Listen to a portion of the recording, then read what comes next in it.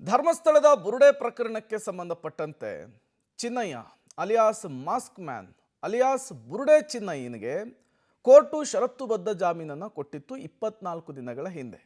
But ಇಲ್ಲಿಯವರೆಗೂ ಕೂಡ ಆತ ಬಿಡುಗಡೆ ಆಗುವುದಕ್ಕೆ ಸಾಧ್ಯವಾಗಿರಲಿಲ್ಲ. ಕಾರಣ ಷರತ್ತುಗಳನ್ನು ಪೂರೈಸದೇ ಇರುವಂತಹ ಹಿನ್ನೆಲೆಯಲ್ಲಿ ಕೊನೆಗೂ ಕೂಡ ಈ ಮಾಸ್ಕ್ ಮ್ಯಾನ್ ಅಲಿಯಾಸ್ ಬುರುಡೆ ಚಿನ್ನಯ್ಯನು ಜೈಲಿನಿಂದ ಬಿಡುಗಡೆ ಆಗಿದ್ದಾನೆ. ಬನ್ನಿ, ಈ ಕುರಿತಂತೆ ಒಂದು ವರದಿ ಇದೆ, ನೋಡ್ಕೊಂಡು ಬರೋಣ.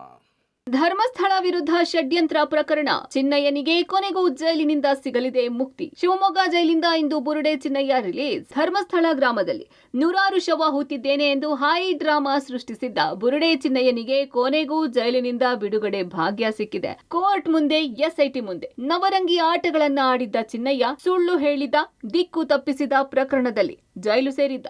3 ವಾರದ ಹಿಂದೆಯೇ ಆತನಿಗೆ ಬೇಲ್ ಆಗಿದ್ದರು.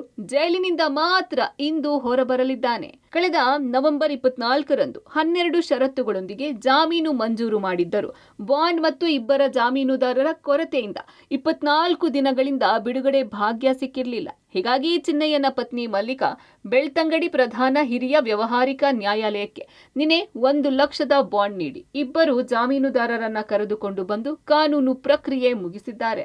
ಕಥೆಗಾರ ಚಿನ್ನಯ್ಯನಿಗೆ 12 ಷರತ್ತು, ನಿಯಮ ಮೀರಿದರೆ ಮತ್ತೆ ಕಾನೂನು ಸಂಕಷ್ಟ. ಹೌದು, ಇಂದು ಜೈಲಿನಿಂದ ಬಿಡುಗಡೆ ಆಗಲಿರುವ ಚಿನ್ನಯ್ಯನಿಗೆ ಕೋರ್ಟ್ 12 ಷರತ್ತುಗಳನ್ನು ವಿಧಿಸಿದೆ.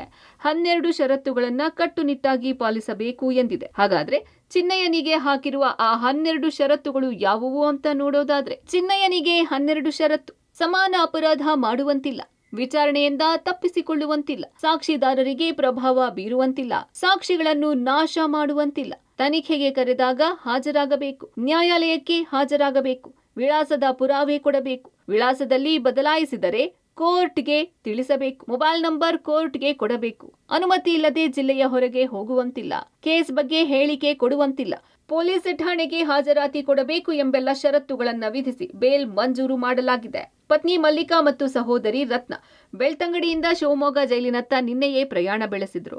ಬೆಳ್ತಂಗಡಿ ನ್ಯಾಯಾಲಯದಲ್ಲಿ ಬಿಡುಗಡೆ ಆದೇಶ ಪತ್ರ ಮೇಲ್ ಮೂಲಕ ಶಿವಮೊಗ್ಗ ಜೈಲಿಗೆ ತಲುಪಿದ್ದು, ಜೈಲು ಅಧಿಕಾರಿಗಳು ಪ್ರಕ್ರಿಯೆ ನಡೆಸಿದ್ದು ನಿನ್ನೆ ರಾತ್ರಿಯಾಗಿರೋದ್ರಿಂದ ಇಂದು ಮುಂಜಾನೆ ಜೈಲಿನಿಂದ ಚಿನ್ನಯ್ಯ ಹೊರಬರಲಿದ್ದಾನೆ. ಒಟ್ಟಿನಲ್ಲಿ ಬುರುಡೆ ಕಥೆ ಕಟ್ಟಿ ಜೈಲಿಗಟ್ಟಿದ್ದ ಬುರುಡೆ ಗ್ಯಾಂಗ್ ಆರಾಮಾಗಿ ಸುತ್ತಾಡ್ತಾ ಇದ್ದು, ಷಡ್ಯಂತರಕ್ಕೆ ಬಲಿಯಾದ ಚಿನ್ನಯ್ಯ ಮಾತ್ರ ಬೇಲ್ ಸಿಕ್ಕಿದ್ರು 24 ದಿನ ಜೈಲಲ್ಲೇ ಕಳೆದಿದ್ದು ವಿಪರ್ಯಾಸ. Sukhpal Polali, public TV, Mangaluru.